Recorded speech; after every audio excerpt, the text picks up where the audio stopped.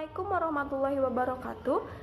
Kami dari kelompok 5 kelas 6B yang beranggotakan saya Ila Lutfiani dan teman-teman saya yang lain ada Balkis Nur Aziza, Balkis Rahadatul Aisy, dan juga Yulia Handayani Laksana. Kali ini kami akan membahas terkait konservasi pada tingkat komunitas.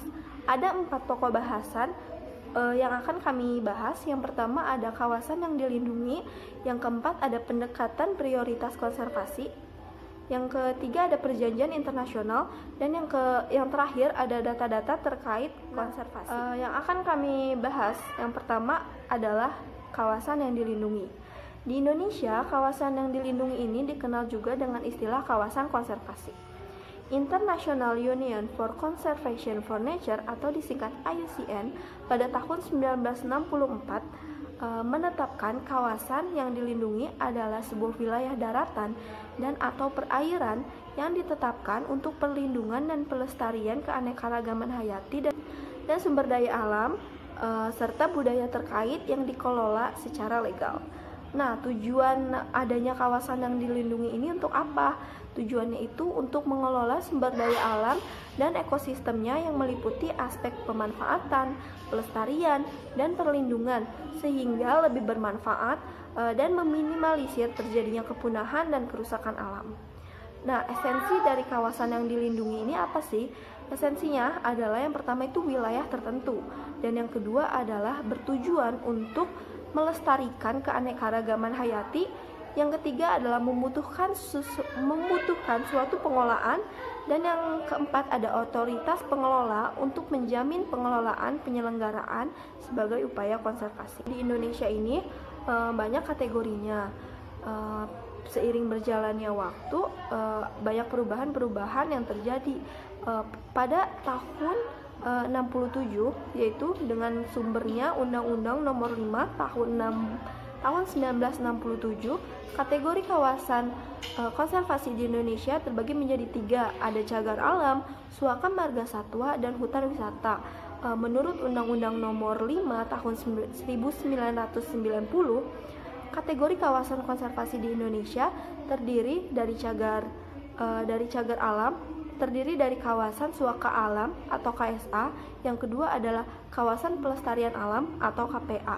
Kawasan suaka alam ini terdiri dari cagar alam dan suaka marga satwa, dan KPA terdiri dari taman nasional, taman hutan, dan taman wisata alam.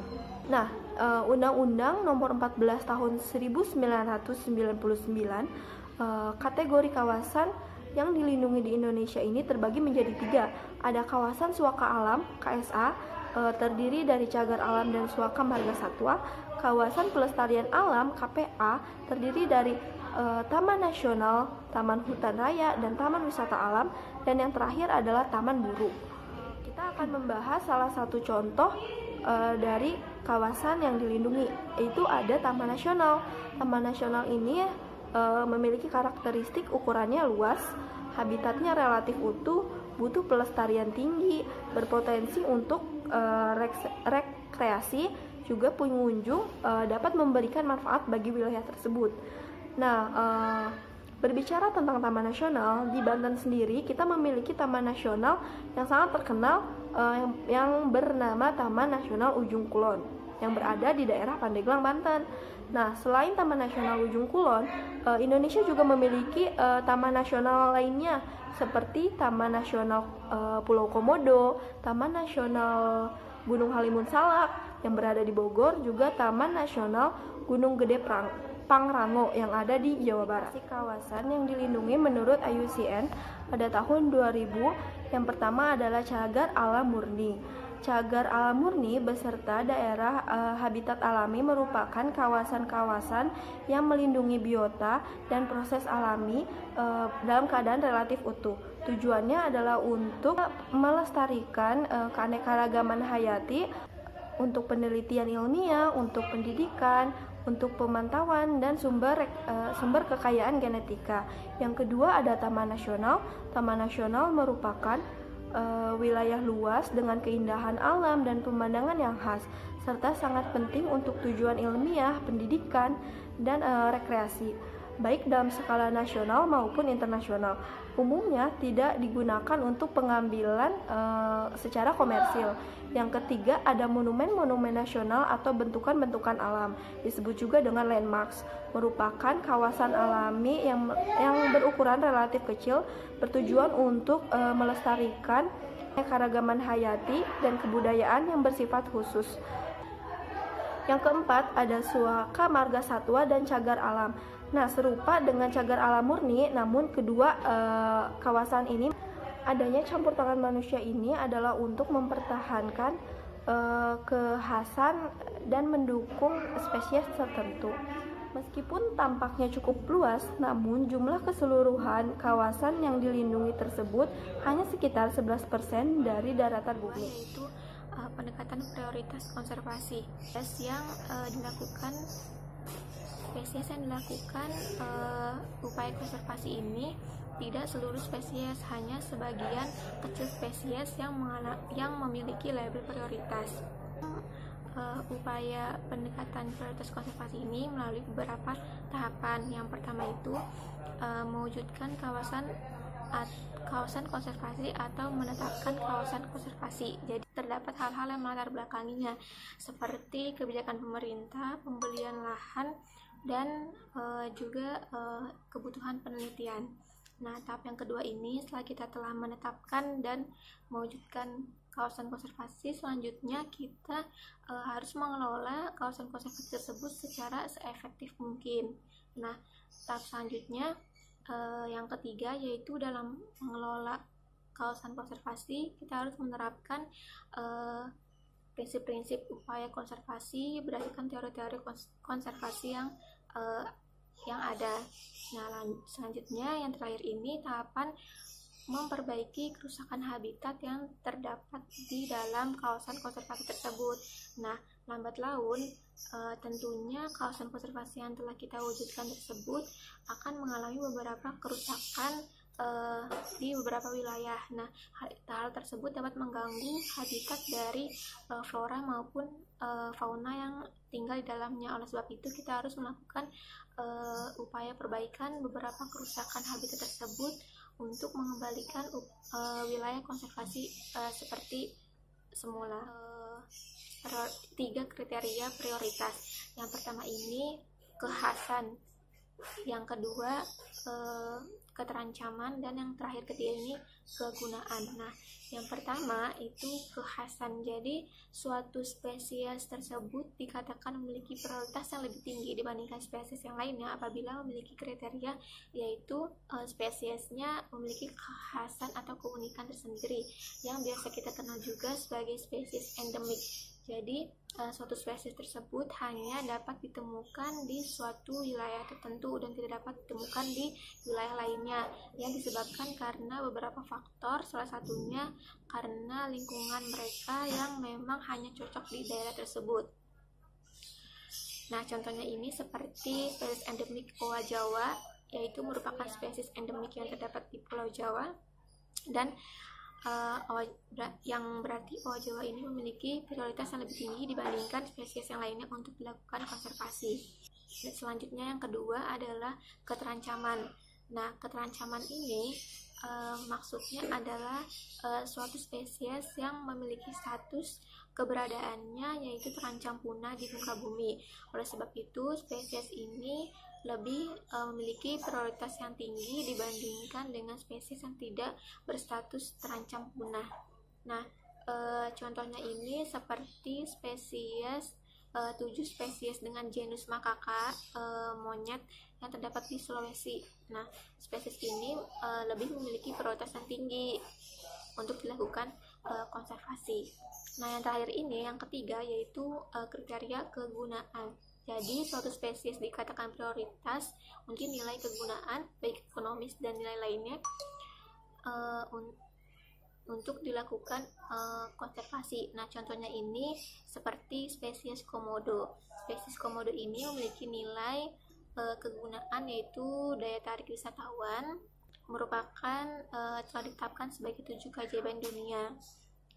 Nah, spesies komodo ini juga telah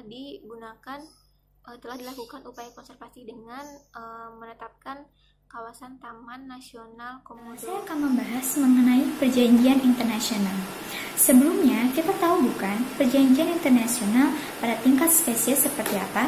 Ada daftar red list, ada daftar blue, ada juga IUCN, ada CITES, dan yang lainnya. Nah, kali ini kita akan mempelajari tentang perjanjian internasional pada tingkat komunitas. Nah, perjanjian yang akan saya bahas kali ini mengenai pengelolaan habitat. Kesepakatan internasional pengelolaan habitat ini merupakan pelengkap untuk memperkuat upaya pemerintah berbagai negara. Saya akan menjelaskan 3 konvensi utama. Yang pertama adalah Konvensi Lahan Basah. Konvensi Lahan Basah ini terutama untuk habitat burung air ya. Nah, dalam internasional dinamakan Konvensi Lahan Basah Ramsar. Nah, yang kedua adalah Konvensi Warisan Dunia. Konvensi Warisan Dunia ini untuk melindungi peninggalan budaya maupun alam dunia. Ketiga adalah program perlindungan biosfer, yang mana biasa kita sebut juga Man and Biosphere Program dari UNESCO. Yang pertama adalah Perjanjian Ramsar.